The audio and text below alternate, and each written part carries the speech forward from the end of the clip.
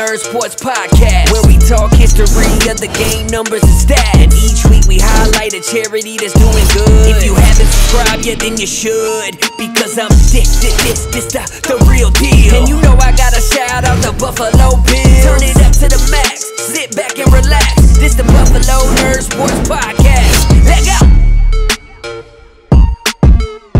Hey, what is up, Bills Mafia? Welcome into another episode of the Buffalo Nerd. This is your home for Buffalo Bills football with a charity on top. So we're heading into the bye week. So I thought to myself, this is a perfect opportunity to step back, kind of take a big picture look at things. And I don't want it to just be my look of it. I'll give you that next week. I wanted to bring in somebody that covers the NFL for a big old platform, watches a ton of football, gets tons of data, and I want to see where he thinks the Buffalo Bills are. So this week I'm joined by Ari Meirov of over at PFF. He covers all 32 NFL teams in under 280 characters, and he gives it to you good. So Ari, thanks a lot for coming in, man. I know you're a super busy guy. Why don't you go ahead and kind of introduce yourself a little bit to anybody that might not know you? Thank you, Cole, for having me on. Really appreciate you doing this. And yeah, I'm Ari Meirov from PFF, covering the entire NFL. You probably know me better on my Twitter account and my sports update. Follow me there. You get all your NFL news and information all in one place. Been doing it since 2013. Was hired by PFF just this past year to run their new news division, and that's where we are. So if you don't follow on Twitter, make sure to do that now. Oh yeah, absolutely. And I mean, it's all the good stuff. It's everything you need to know. It's covering everybody too, so you can look into what your opponents are up to, what's happening for them coming into the week, and all that kind of stuff too. So Ari's an awesome follow. He's got tons of good information coming out. So, and he's getting stats and data from one of the best out there doing it right now as well. So it's very cool. But before we really dive into the football and stuff and get Ari's opinion of the Bills and everything, we do like to every week highlight a charity on the show or an organization, that's out there doing really good things. So Ari obviously got to choose this week who we were going to highlight. So why don't you go ahead and let us know who you chose and kind of why you chose it. So I'm actually from Queens, New York here, and there's a local organization here. They're called Chazak, and what they do is they do a lot of things. They've been around here for a while, but they organize events, they organize lectures, but one of the main things that they do is that they help children who go to school after school with after school programs and events and programs in order to keep them off the streets, keep them off from doing bad things. And they've been working with thousands upon thousands of kids over the past several years, and they've helped a lot of families with obviously in this generation kids could be doing a lot of different things, and they've been a very major part of just putting them in a better environment and having them do all these different programs and events and be around other guys, other kids, other people who they learn from. So it's a very, very important organization here in my area of Queens. And actually they are going to have their yearly campaign where they raise money in order to fund all these things that they do. It's coming up here in a couple of weeks on November 3rd and November 4th, or November 2nd and 3rd, actually. And if you'd like to donate, every dollar that is given is being matched by a donor. So you could go check it out. It is charity, charidy.com/Chazak, CHAZAQ. The Q is for Queens. And check it out and try to help out because they do a lot of great work here. Yeah, it's awesome. When he told me kind of about him, I went and checked it out, obviously, and it's a cool organization.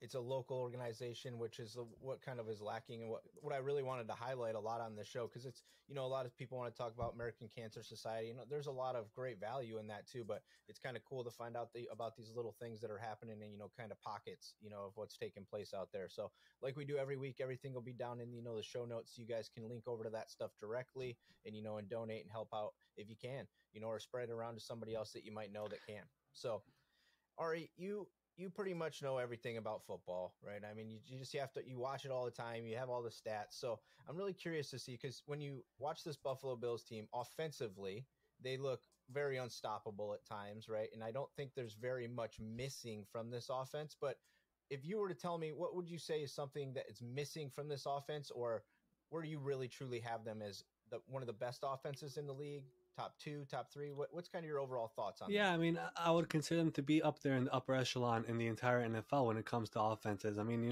one of the things about the NFL, which is what I always find fascinating, is after a loss, there's always some panic as if there's something has to happen or something has to change. I think the Bills are fine. I mean, given their quarterback play, given the coaching experience, given the roster depth that they have, I wouldn't panic at all. I mean, I think they're fine.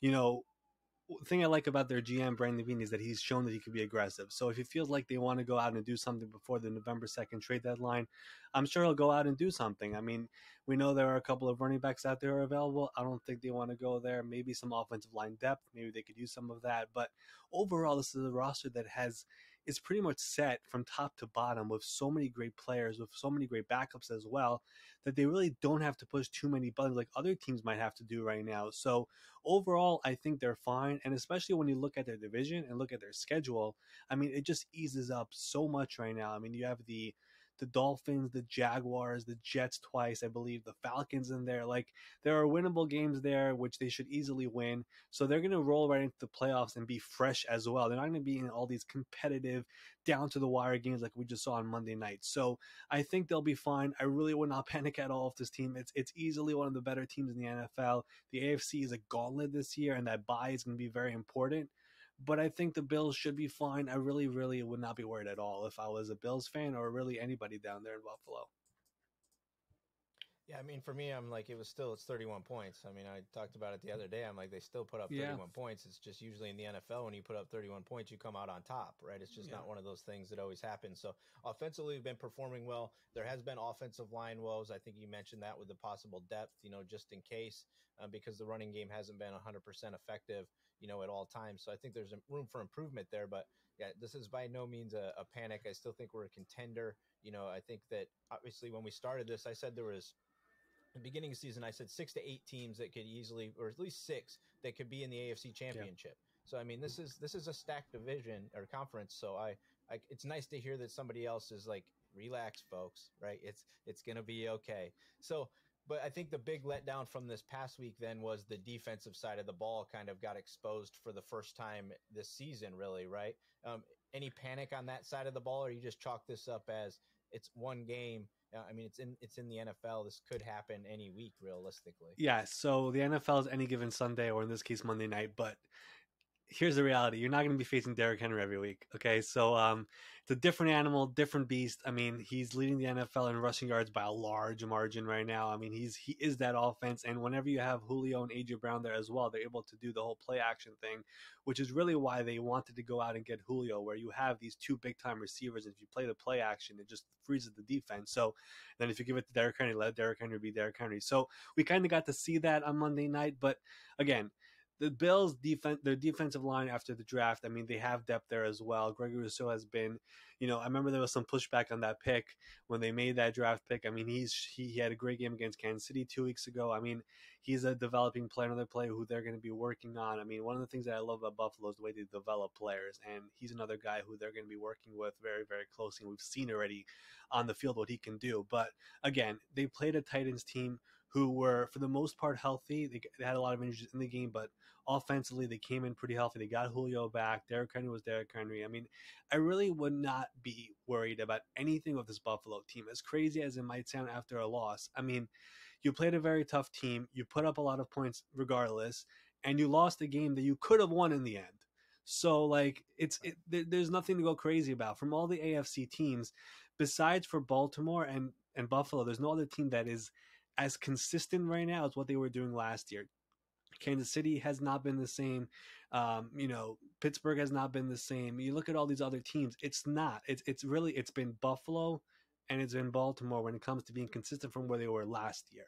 So, like, I'm perfectly fine with where they are right now. A loss is a loss. They had 4 consecutive wins coming into it, but as I said, the schedule is going to ease up.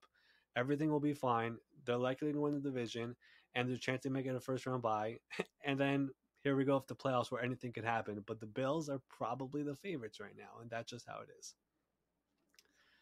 Yeah, I mean, defensively, when I watched that, you gave up a 76-yard run that was, That's terrible. You can't do Yeah. that, right? But then they get the ball at the 11. I mean, so there's different scenarios in that game too, where the defense kind of was just put in bad spots. I mean, when they gave up points earlier in the season, the Pittsburgh game was the same thing. Pittsburgh just kept getting the ball short fields, kind of like given the opportunity to put the points up. So I'm not really worried about the defense at all. I think that they're playing really well. I thought we schemed that game to what they wanted us to do, and it really showed late in that second half as Ryan Tannehill was completing every pass that he threw, wherever he Yeah. wanted. It was like, okay, this isn't good. But so let me ask you about two guys on that defense specifically that I don't think get a ton of love.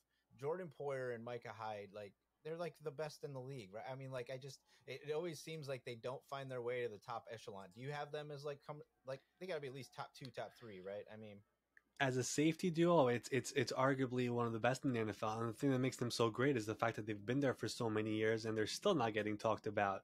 So that's like one of the more surprising things about it. But when it comes to other safety tandems, like there are a bunch of great safeties in the NFL. Look at Cincinnati, Jesse Bates and Von Bell. I mean, I don't think anybody's talking about them either. So when it comes to these things, I mean, like everyone looks at a defense as a whole, unless you're like the Seattle Legion of Boom, where they had a whole motto and everything. But Buffalo doesn't have that. But regardless, I mean, Micah Hyde, Jordan Poyer, they've been one of the best for a while as a tandem. You add Davis White there, who's been an all-pro corner, who really doesn't get talked about enough, as well as one of the top corners in the NFL. Really, this entire Buffalo team, until really even last year, during the course of their run, nobody really took them seriously. No one thought that they were legit. Nobody knew a lot of these players that they have on their team. Like, it was the Diggs trade, everyone knew who Diggs was. It's Josh Allen took over, but then defensively, how many people actually spoke about the players on that defense? Even on offense, like Cole Beasley was one of the better slot receivers in the NFL, but people really downplayed that. So like, it feels like really the entire Bills team, there aren't many flashy players, guys who are like these star players who you would be putting in the NFL top 100 and stuff like that. But these are really good, consistent players who just get the job done. And ultimately, as a general manager of Brandon Beane, that's what you're looking for. And that's what he's done with this team. And they just have so many great players. And as you mentioned, Micah Hyde and Jordan Poyer are definitely two of them. yeah, I mean they've played phenomenal, and that's the piece of it that I definitely doesn't get talked about. Is these guys have been together 3 years now. I mean, a lot of it's hard to do that in the NFL. Realistically, keeping pieces to the puzzle like that together for 3-4 years and letting them stay in the same system, it really shows. Those guys have been phenomenal, and you've mentioned it a few times already. I mean, I don't think the road to the playoffs is going to be all that challenging for us unless something terrible happens because of I think we play one team that actually has a winning record as of right now the rest of Tampa the Bay, way. yeah. And so it looks good. We got Tampa Bay in there, which will be a big game. And, there's some other games that could be challenging on the road. But do you see the Bills for sure in the playoffs? I mean, they're going to win the AFC East, right? Well, there's nothing that is a guarantee in the NFL because the reality is an injury could happen, God forbid. Stuff could happen, things happen. It's just the way the NFL is, right? Like I love in the preseason how we're all doing our rankings and our who's going to be good, who's going to be bad. Like there's going to be unfortunate preseason injuries, training camp injuries. Like we had it. We had Cam Akers. We had a bunch of guys who just go down, and it could affect your ultimate result. So it's hard to really just put a guaranteed they're going to make this, they're going to win that. But if this is the team that they have right now and everybody's healthy and this is what they're going to be the rest of the year, as I mentioned already, the schedule is it's there's a bunch of teams that you should be winning pretty easily. I mean, let's just put it like that. So they should be able to win all those games. They should be able to make the playoffs, and from there, anything could happen. But really, when the NFL made that schedule change a couple years ago, where they made it only one team gets a bye, I think it really makes it now. The Bills really have to take every single game seriously and win every single game because that bye makes a humongous difference. So I think that's really what you're looking at right now. It's a week by week game, but when you look at this schedule and when you look at this team, they should be fine. And if they're able to get that bye, I mean, it's just a game changer. So that's really what I would be, eyeing right now. But again, you want to just be able to go week to week with this league. Yeah, absolutely. And I mean, I think you're seeing it too because Baltimore is going to have a much more difficult of a back half. They've got a great team in Cincinnati in their division. They're going to have to play. They're going to have to do the classic showdowns with Pittsburgh, Cleveland. They're going to have a lot to get through. So our road, and I think this team does take every game seriously. I don't think we're going to look past any of these teams. I think we understand how important it is to win every one of these games for that top seed. So speaking in the AFC, when I started out, I had it was kind of Baltimore, Buffalo, Kansas City, Tennessee, Cleveland, and at the time Indianapolis was kind of on my fringe a little bit. Now we've seen kind of Kansas City's having a slow start.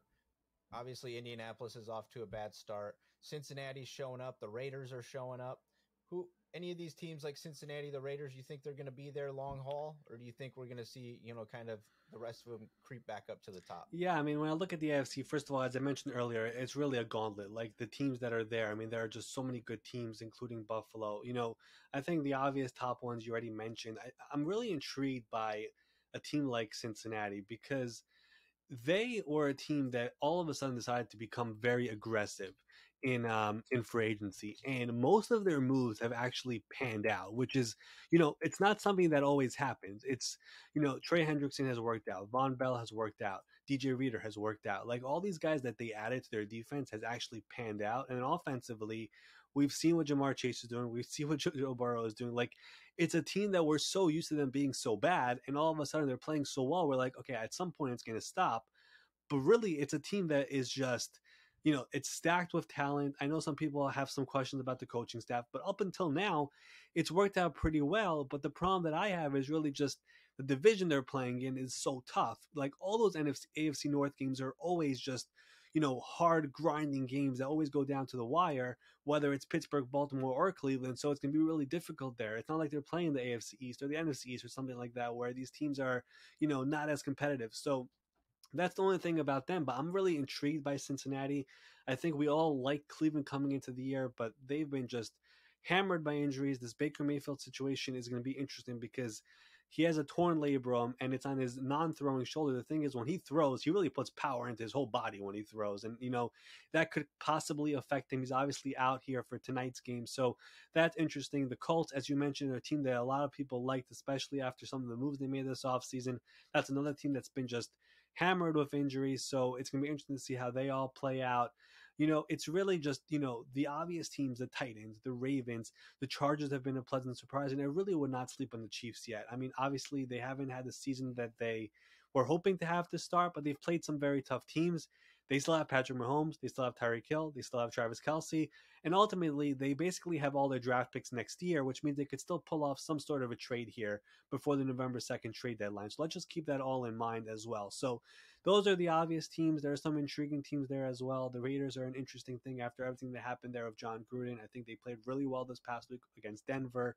But it's going to be interesting. I mean, that team has come together after everything that happened with John Gruden. So the conference is a fascinating conference, but it still feels like it's like two really top heavy teams with Buffalo and Baltimore, and everyone else is going to be chasing them. That's the way I look at it, at least. Yeah, I mean, Baltimore's for me coming into the season, I had questions about their defense. I knew that they would kind of like, they lost some, heavy hitters on that side of the ball, but they always seem to figure out a way to make it happen, on the defensive side of the ball, just classically throughout the history of that team. They just do it. So you knew they'd stick around. Cleveland, this Baker thing is weird because if you say he's going to play through it, then why isn't he playing through it tonight? And then is the 10 days after really going to give him that much time to feel better to do it? It's tricky. I see Jarvis is back tonight, so that should give him a little help, and maybe he'll get that, that Case Keenum that went on a run, when he was with, and just kind of got hot and he started playing good football. I mean, you never know. It is the NFL, right? So it's going to be a tough one for them tonight too, but I agree. This is, Cincinnati and the Raiders to me are both the teams that I'm kind of waiting for them just to fall off and be like, well, Raider up, you guys are going to mess this up somehow, right? Like, what? No. So it's been kind of pleasant that they've been hanging on, and I like Cincinnati. I do think that they have a good offense. Their defense is playing really good football, and I think that's what it's more fun to know that your conference is just stacked, and that when you win, it actually means that you're beating like legitimate teams week in and week out. Not that our schedule the rest of the way is going to reflect that, per se, but pretty exciting stuff. So you said the Chiefs will be back up there. If you were to pick Buffalo, Baltimore right now, who would you take? Wow. And it's okay to not say the Bills. Wow. That's a tough one. I'm pretty sure they don't play this year, right? They don't have a game. Right. Yep. Yeah. I mean, man, that's a hard one. It's the ultimate just toss up game. It's like, it's who's home, who's the home team over here. I think that that makes a big difference here. It's not like we're in a COVID situation where there's no fans. I mean, it's a tough one, man. I mean, I could definitely see that being a playoff matchup. We got it last year, right? And Buffalo handled that one pretty well. You know, it's hard. It's really hard to pick. I mean, it's hard to pick. It's a game that I would love to see happen. It's hard to really choose one, but both these teams are just amazing, and I really can't pick one or the other. It's a tough one, man. That's all right. It's a You don't tough have one. to. You don't have to. It is truly like going to be a toss up because it is really going to play into where you're playing. I mean, that's why you mentioned the number one seed is super important, right? I mean, if you can get to hang out at home for the entire playoff run, I think that makes a difference, when you're trying to do this, and it's definitely striving for that long term. So I'm looking forward to it. I think at this point right now, it would be an epic battle, like you mentioned, and it would really just kind of be one play would probably make the difference in the game, and it would be exciting. I think the entire AFC playoffs are going to be like that. Like every matchup is legitimately going to be like either of the teams could win the game today, right? Just depending on what's taking place. So it's super exciting for the game, super exciting for the AFC and for football altogether. Let me ask you real quick. A lot of people I ask say AFC's like easily better than the NFC. Do you kind of float in that same boat, or would you say right now there's more NFC teams that are kind of better than the AFC teams? No, I think the argument that the AFC is probably heavier than the NFC is probably right. I mean, just look at the NFC, where the NFC East, it's like the Cowboys and everybody else. It's the Packers and basically everybody else. I mean, it's the Buccaneers and the Saints and Panthers are like floating around there. It's really the NFC West is what's stacked over there. But the AFC, I mean, it's Chargers, Raiders, Broncos, Chiefs. All of them have had solid starts, and then a little bit of some, they've had some losses as well, but they're all 500 or better. The AFC North, we already talked about them. All four teams are still in it.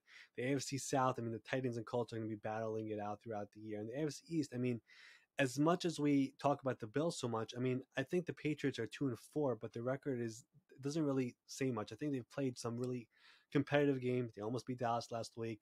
They played till the end against Tampa Bay, and then the Dolphins just haven't been there this year. But it's just like we were expecting a lot more out of them, and it's like I don't really know what's going to happen there. There's a lot of rumors about what's happening there, whether it's with their front office and the coaching staff and the quarterback situation and all of that. But it's a team that has a good roster and a team that should be able to win more games. But yeah, I think just playoff wise, like if you remember last year, like we had a Saints Bears game in the NFC. Like we didn't have that in the AFC. Like you know what I mean? So like I would probably say the AFC is probably like a little bit heavier than the NFC right now. But just overall, the NFL is in a good spot right now. Like look at all these young quarterbacks that we have. Look at all these good teams that we have. Look at really just everything that's going on. There's a lot of parity. There's a lot of just good things happening for the league. Look at just viewership. Just overall, the NFL is doing fine right now. I mean, it's just the way it is overall as a league. I think they're doing really well. But back to your question, I would probably say the AFC is a little bit heavier than the NFC right now. Yeah. Real quick, give you $100. Everybody's even. Who wins the Super Bowl? Who wins the Super Bowl?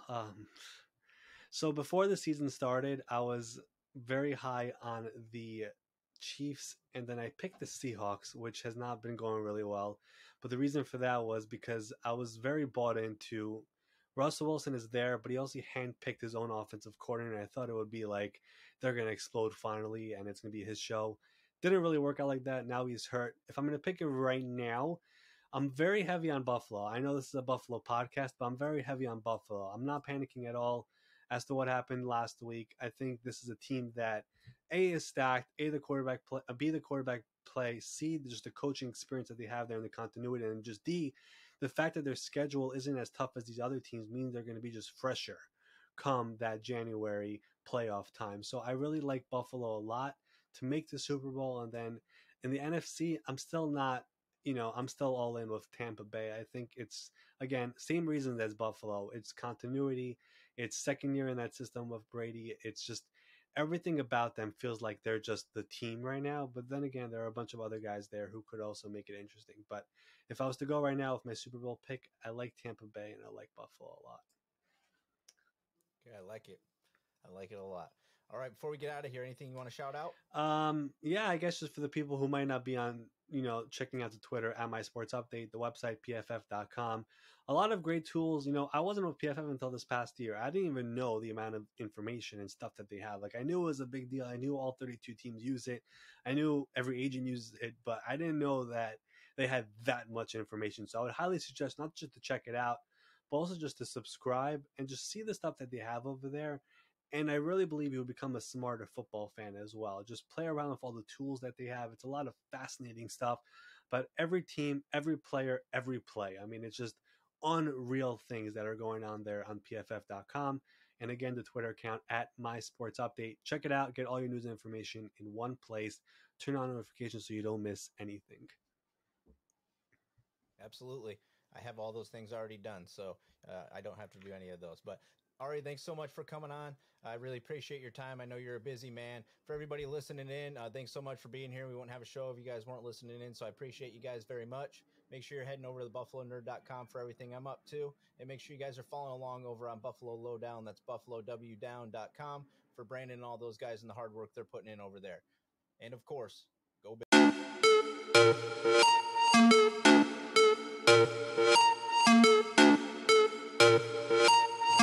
You just listen to the Buffalo Nerd Sports Podcast. Make sure you leave a review and subscribe so you never miss another episode.